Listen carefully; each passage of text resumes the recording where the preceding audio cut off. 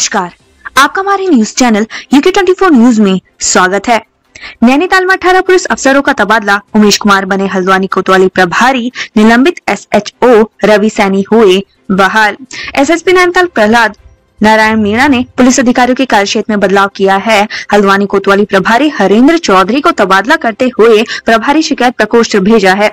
Cyber cell प्रभारी उमेश कुमार मलिक को हल्द्वानी कोतवाली का प्रभार दिया गया है। इसके अलावा रामनगर के निलंबित कोतवाली प्रभारी रवि सैनी को फिर से बहाल करते हुए रामनगर कोतवाली प्रभारी बनाया गया है।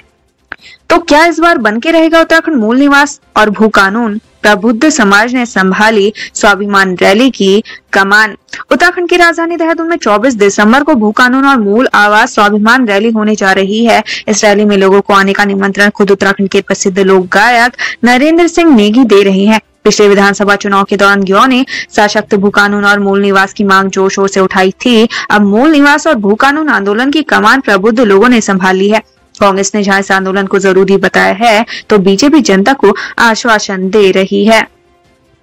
कांग्रेस जिला कार्यकर्ता सम्मेलन में करण महारा ने कहा, जनता के मुद्दे उठाएंगे, पार्टी वर्कर्स EVM से डरे।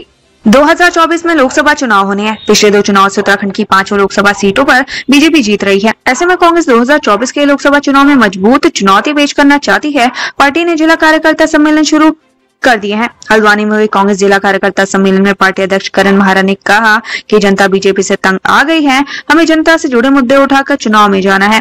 उधर कार्यकर्ताओं ने EVM हटाकर बैलेट पेपर से चुनाव कराने की मांग की है। मसूरी नगर पालिका पर लगे भ्रष्टाचार के आरोपों की जांच शुरू। अपर निदेशक शहरी विकास की टीम पहुंची ग्राउंड जीरो। मसूरी नगर पालिका के खिलाफ RTI एक्टिविस्ट द्वारा भ्रष्टाचार की शिकायत की जांच चल रही है। अपर निदेशक शहरी विकास के नेतृत्व में 4 सदस्यों की जांच टीम ग्राउंड जीरो पर निरीक्षण कर रही है। आरोप है कि पूर्व पालिका अध्यक्ष अनुज गुप्ता द्वारा अपने खास लोगों को फायदा पहुंचाने के लिए नियमों को ताक पर रखकर अनैतिक कार्य किए गए हैं। SDM की जांच में भी कई अनियमितताएं मिली थी। थानों में नियुक्ति के दौरान सीनियरिटी का रखना होगा ख्याल, पुलिस महानिदेशालय ने जारी किए आदेश। उत्तराखंड के पुलिस थानों में अब सीनियरिटी के आधार पर ही थानाध्यक्ष की नियुक्ति हो पाएगी। इसके लिए पुलिस महानिदेशालय स्तर पर बाकायदा आदेश जारी कर दिए गए हैं। खास बात यह है कि अब तक कई थानों में जूनियर पुलिस अधिकारी को थानाध्यक्ष बनाए जाने के मामले सामने आ रहे थे, जिसका संज्ञान लेते हुए पुलिस महानिदेशक कार्यालय की ओर से अब आदेश जारी किए गए हैं। हरिद्वार में पॉट टैक्सी योजना पर फंसा पेच, बैठकों में नहीं निकल रहा नतीजा, कैसे परवान चढ़ेगा ड्रीम प्रोजेक्ट। धर्मनगरी हरिद्वार में महत्वाकांक्षी पॉट टैक्सी परियोजना धरातल पर उतरती नहीं नजर आ रही। स्थानीय व्यापारियों और अन्य संगठनों के विरोध के चलते पॉट टैक्सी की राह में कई रुकावटें आ रही हैं। पॉट टैक्सी के रूट को लेकर स्थानीय व्यापारी लगातार विरोध कर रहे हैं। उधर स्थानीय विधायक और प्रशासन अभी भी पॉट टैक्सी को चलाने की उम्मीद लगाए बैठे हैं। अतिक्रमण पर फिर चला नगर निगम का बुलडोजर, भूमाफिया पर FIR दर्ज। झारखंड क्षेत्र की बापूनगर बस्ती में अतिक्रमण के खिलाफ नगर निगम ने बुलडोजर चलाया और भूमाफिया के खिलाफ राजपुर थाने में FIR दर्ज कराई है। नगर आयुक्त का साफ तौर पर कहना है कि सरकारी भूमि पर अतिक्रमण बर्दाश्त नहीं किया जाएगा। नगर आयुक्त ने स्थायी और अस्थायी अतिक्रमण को चिन्हित करते हुए पुलिस प्रशासन को हटाने संबंधित सख्त कार्रवाई करने के निर्देश दिए हैं। सचिव सचिवालय प्रशासन विनोद कुमार सुमन ने पौड़ी में जांची व्यवस्थाएं, अधिकारियों के कसे पेच। सचिव सचिवालय प्रशासन विनोद कुमार सुमन ने पौड़ी में अधिकारियों की बैठक ली और तमाम व्यवस्थाएं जांची। इस दौरान उन्होंने अधिकारियों के पेज भी कसे, साथ ही अहम दिशा निर्देश भी दिए।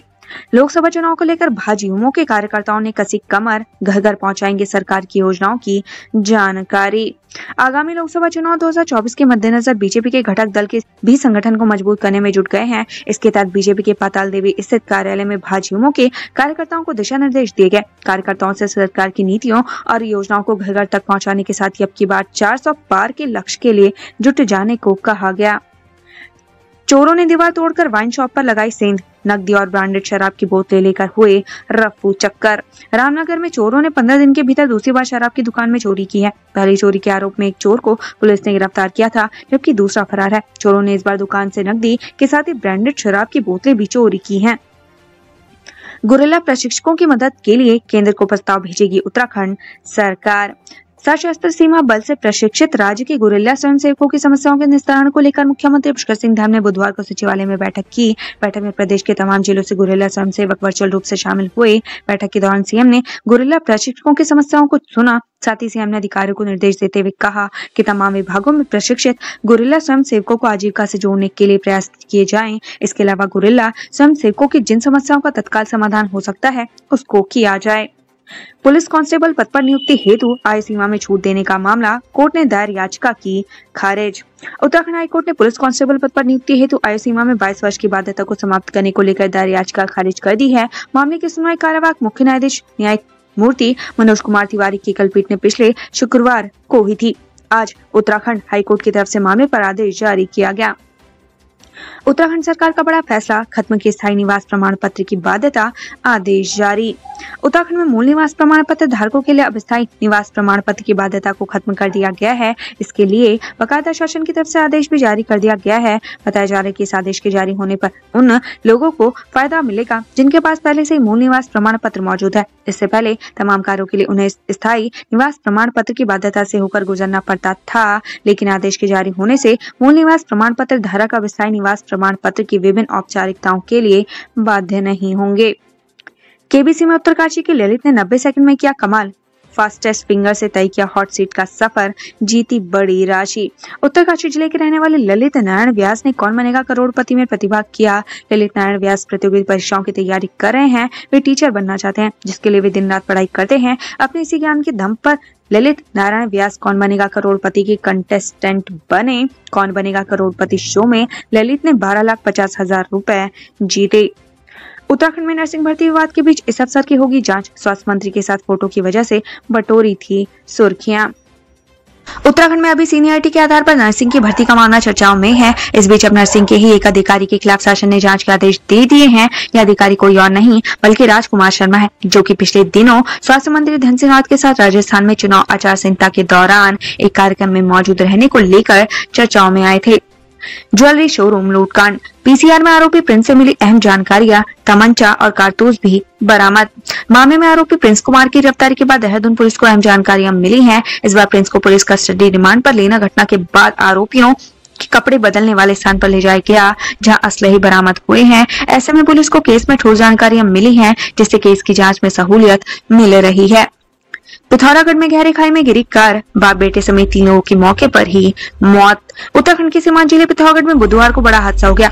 यहाँ कार के खाई में गिरने से बाप बेटे समेत 3 लोगों की मौके पर ही मौत हो गई। वहीं एक अन्य हादसे में वाहन सवार 4 लोग घायल हो गए। पुलिस पहले मामले की जांच में जुटी हुई है, क्योंकि अभी तक हादसे के कारणों का पता नहीं चल पाया है। गढ़वाल केंद्रीय विश्वविद्यालय में बायोमेट्रिक पर मची रार, टीचर्स ने किया विरोध, कर्मचारियों ने भी खोला मोर्चा। उत्तराखंड के एकमात्र केंद्रीय विश्वविद्यालय में बायोमेट्रिक व्यवस्था सुचारू करना आसान होता हुआ नहीं दिखाई दे रहा।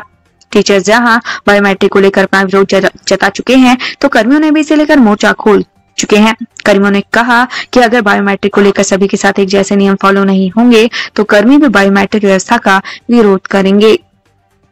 तीर्थ पुरोहितों ने दी केदारनाथ धाम में आंदोलन की चेतावनी, शीतकाल में निर्माण कार्य बंद कराए जाने की मांग। केदारनाथ धाम में शीतकाल में चल रहे पुनर्निर्माण कार्यों का तीर्थ पुरोहितों ने विरोध किया है। इस मामले में केदार सभा के पदाधिकारियों ने जिला प्रशासन को ज्ञापन भी सौंपा है। साथ ही चेतावनी भी दी है कि यदि उनकी मांगे पूरी नहीं होती तो वो केदारनाथ धाम में आंदोलन भी करेंगे। मिलेट्स मिशन को बढ़ावा दे रही भारत सरकार, उत्तराखंड के करीब 6500 किसानों को हुआ फायदा। भारत सरकार मिलेट्स को बढ़ावा दे रही है, इसके लिए देश भर में मिलेट्स मिशन चलाया जा रहा है। मिलेट्स मिशन के कारण उत्तराखंड के करीब 6500 पर्वतीय किसानों को फायदा हुआ है। रायवाला में पुलिस ने 58 किलो गांजा पकड़ा, महिला समेत 5 तस्करों को किया गिरफ्तार। देहरादून जिले के रायवाला में पुलिस को बड़ी कामयाबी मिली है। पुलिस ने यहां 58 किलो गांजा के साथ 5 लोगों को गिरफ्तार किया है, जिसमें से एक महिला है। आरोपी ये माल यूपी के मुजफ्फरनगर जिले से लाए थे। उत्तरकाशी के जंगलों में लगी भीषण आग, चारों तरफ फैला धुएं का गुबार। उत्तराखंड के उत्तरकाशी जिले में इस समय जंगल दस्तक रहे हैं। जंगल में चारों ओर धुएं का गुबार देखने को मिल रहा है। फिलहाल राड़ी टॉप के नीचे करीब 2 मीटर क्षेत्र में भीषण आग लगी हुई है, जिससे लाखों रुपए की वन संपदा जलकर राख हो गई है। एसीएस आनंद बर्धन बने राजस्व परिषद के अध्यक्ष चंद्र सिंह धर्मशक्तु को मिली नई जिम्मेदारी। उत्तराखंड शासन ने अधिकारियों की जिम्मेदारियों में कुछ बदलाव किया है। दरअसल अपर मुख्य सचिव आनंद बर्धन को अब राजस्व परिषद के अध्यक्ष पद की जिम्मेदारी दे दी गई है, जबकि चंद्र सिंह धर्मशक्तु को गन्ना एवं चीनी गाजीपुर का आयुक्त नियुक्त किया गया है। कांग्रेस ने डोनेट फॉर देश अभियान की शुरुआत पूरे प्रदेश में किया जाएगा चंदा एकत्रित। कांग्रेस पार्टी ने पूरे प्रदेश में चंदा एकत्रित करने के लिए डोनेट फॉर देश नाम से अभियान की शुरुआत की है, जिसके तहत कार्यकर्ता घर घर जाकर चंदा इकट्ठा करेंगे। प्रदेश कांग्रेस कमेटी ने इसकी सूचना सभी जिला अध्यक्षों को दे दी है। इसी बीच कांग्रेस पार्टी के प्रदेश उपाध्यक्ष मथुरा दत्त जोशी ने कहा कि 138 रुपए से लेकर 1,38,000 और 13,800 रुपए सामर्थ्य के अनुसार अंशदान दिए जाने का आह्वान किया गया है। अंकिता भंडारी हत्याकांड के मुख्य आरोपी पुलकित आर्य की जमानत खारिज, हाईकोर्ट ने बताया संगीन अपराध। उत्तराखंड की चर्चित अंकिता भंडारी हत्याकांड के आरोपी पुलकित आर्य की जमानत हाईकोर्ट ने खारिज कर दी है। हाईकोर्ट ने अंकिता हत्याकांड को संगीन अपराध बताया। साथ ही कहा कि निचली अदालत में कई आरोपों की पुष्टि हो चुकी है, ऐसे में जमानत का सवाल नहीं बनता। उत्तराखंड से संबंधित ऐसी ही खबरें पाने के लिए हमारे चैनल को लाइक व सब्सक्राइब जरूर करें। धन्यवाद।